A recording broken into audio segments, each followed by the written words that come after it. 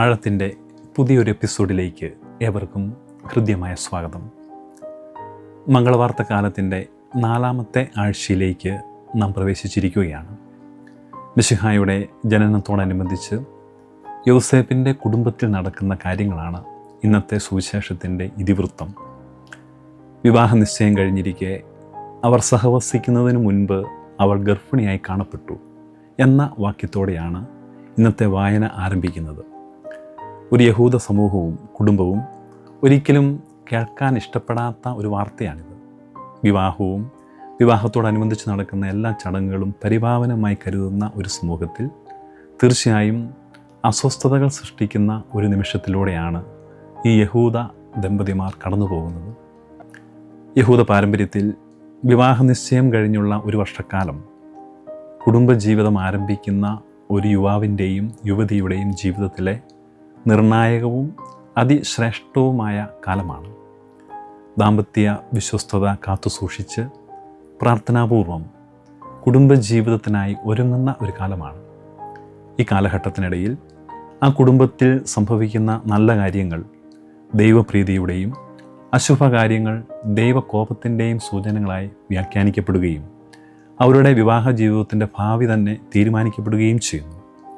സഹവസിക്കുന്നതിന് മുൻപ് ഗർഭിണിയായി കാണപ്പെടുന്നത് വിവാഹമോചനത്തിലേക്കും പിന്നീട് ആ യുവതിയുടെ മരണത്തിലേക്കും തന്നെ നയിക്കുകയാണ്. ഈ സാഹചര്യത്തിൽ മറിയവും യോസേപ്പും കടന്നുപോകുന്ന സംഘർഷനിർഭരമായ നിമിഷങ്ങൾ നമുക്ക് ഊഹിക്കാവുന്നതേ ഉള്ളൂ. യഥാർത്ഥത്തിൽ ഈശോയുടെ ജനനത്തെക്കുറിച്ചുള്ള അറിയിപ്പ് ഏറ്റവും കൂടുതൽ വിഷമാവസ്ഥയിലെത്തിക്കുന്നത് യോസേപ്പിനെയാണ്. അദ്ദേഹം ജീവിതത്തിൽ നേരിട്ട ഏറ്റവും ദുർഘടമായ ഒരവസ്ഥയാണ്. നിയമാനുഷ്ഠാനവും ആത്മാർത്ഥമായ സ്നേഹവും തമ്മിലുള്ള ഏറ്റുമുട്ടൽ നടക്കുന്നൊരു സമയം. ഒരു യഥാർത്ഥ യഹൂദൻ എന്ന നിലയിൽ നിയമാനുഷ്ഠാനത്തിലൂടെ മറിയത്തെ സമൂഹത്തിന് മുൻപിൽ കൊണ്ടുവന്ന് വിചാരണയ്ക്ക് വിധേയയാക്കാനുള്ള സമ്മർദ്ദവും മറിയത്തോടുള്ള ആത്മാർത്ഥ സ്നേഹത്തിൻ്റെ പരിഗണനയും ഒരേ സമയം അദ്ദേഹത്തെ സംഘർഷഭരിതനാക്കുകയും അസ്വസ്ഥപ്പെടുത്തുകയും ചെയ്യുന്നു. ഒരുപക്ഷെ ഏതൊരു സാധാരണക്കാരനും കടന്നു പോകുന്ന നിരാശയുടെയും സങ്കടത്തിൻ്റെയും നിമിഷങ്ങൾ യോസേപ്പിനും ഉണ്ടായിട്ടുണ്ടാവാം. ചതിക്കപ്പെട്ടവനെന്ന തോന്നൽ അദ്ദേഹത്തെ അലട്ടിയിട്ടുണ്ടാവാം. ഏതൊരു യഹൂദ യുവാവിനെയും പോലെ ഒരുപാട് സ്വപ്നങ്ങൾ ഉള്ളിൽ കൊണ്ടു നടന്നവനായിരിക്കണം. സുന്ദരിയായ മറിയത്തോടൊപ്പമുള്ള ജീവിതവും അവരുടെ കുടുംബവുമെല്ലാം അദ്ദേഹത്തിൻ്റെ പരിഗണനയിലുണ്ട്. അദ്ദേഹം രൂപപ്പെടുത്തിയ സ്വപ്ന പദ്ധതിക്കാണ് ഇവിടെ മങ്ങലേറ്റത്. പദ്ധതികളെല്ലാം കീഴ്മേൽ മറിഞ്ഞു. പ്രിയമുള്ളവരെ, നമ്മുടെ അനുദിന ജീവിതത്തിലും നമ്മൾ വിഭാവനം ചെയ്യുന്ന പദ്ധതികളിൽ നിന്നും വിഭിന്നമായി സംഭവിക്കുമ്പോൾ യോസേപ്പിനെ പോലെ നാമും വിഷമസ്ഥിതിയിലാകാറുണ്ട്. നമുക്കുള്ള സ്വപ്നങ്ങളൊക്കെ നമ്മുടെ പദ്ധതി പ്രകാരം നടക്കാതെ വരുമ്പോൾ നാം അനുഭവിക്കുന്ന നൊമ്പരങ്ങളുടെ നേർക്കാഴ്ചയാണ് യോസേപ്പ്. എന്നാൽ ഇവിടെ അദ്ദേഹം പുലർത്തിയ നിലപാടാണ് വളരെ ശ്രദ്ധേയം. മുറിപ്പെടുമ്പോഴും മുറിപ്പെടുത്താൻ ഇഷ്ടപ്പെടാത്തവൻ, വിശുദ്ധി ഉള്ളിൽ സൂക്ഷിക്കുന്നവൻ്റെ ധീരതയുടെ നിലപാട്. അതുകൊണ്ട് തിരുവചനത്തിൽ നാം ഇപ്രകാരം വായിക്കും: അവളുടെ ഭർത്താവായ ജോസഫ് നീതിമാനാകയാലും അവളെ അപമാനിതയാക്കാൻ ഇഷ്ടപ്പെടായികയാലും അവളെ രഹസ്യമായി ഉപേക്ഷിക്കാൻ തീരുമാനിച്ചു. യോസേപ്പിൻ്റെ മുൻപിൽ മറിയത്തിൻ്റെ പാപം വലുതാണ്. പക്ഷേ വിമർശനങ്ങളില്ല, കുറ്റാരോപണങ്ങളില്ല, വിധിക്കലില്ല. യഥാർത്ഥ സ്നേഹം ഹൃദയത്തിൽ കരുതുന്നവന് ഇതൊന്നും സാധിക്കില്ല.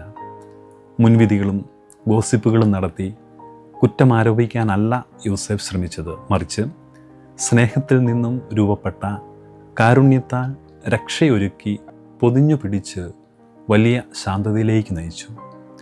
ക്രൈസ്തവ കുടുംബങ്ങൾ അനുവർത്തിക്കേണ്ട വിശുദ്ധമായ ദൈവീകമായ ഒരു നിലപാടിനെ യോസേപ്പിൻ്റെ ജീവിതത്തിലൂടെ സഭ ഇന്ന് നമ്മുടെ മുൻപിൽ അവതരിപ്പിക്കുകയാണ്.